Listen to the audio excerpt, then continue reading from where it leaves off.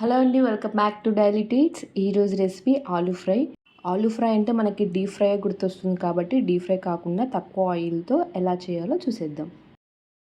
ముందుగా ఆలుగడ్డలకి చెక్కు తీసేసి ఈ విధంగా కట్ చేసుకోవాలి.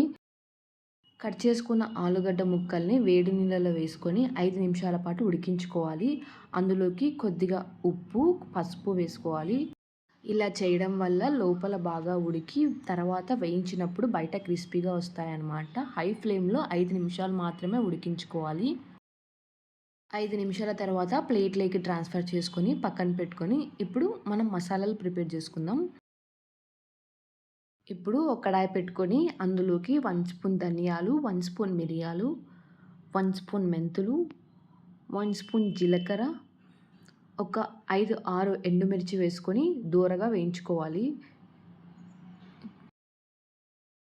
ఇవన్నీ ఇక్కడ చక్కగా వేగిపోయాయండి. ఇప్పుడు మిక్సీ జార్లోకి ట్రాన్స్ఫర్ చేసుకుందాం.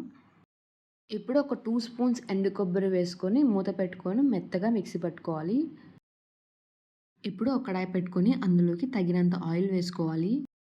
ఆయిల్ హీట్ అయ్యాక అందులోకి 1 స్పూన్ జీలకర్ర, కొద్దిగా కరివేపాకు వేసుకొని బాగా వేయించుకోవాలి.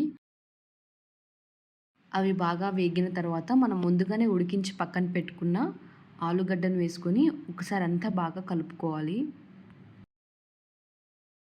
అందులోకి మీ రుచికి తగినంత ఉప్పు, కొద్దిగా పసుపు వేసుకొని అంతా బాగా కలుపుకోవాలి. అంతా బాగా కలుపుకున్నాక ఒక 5 నుంచి 10 నిమిషాల పాటు ఆలుగడ్డల్ని ఫ్రై చేసుకోవాలి.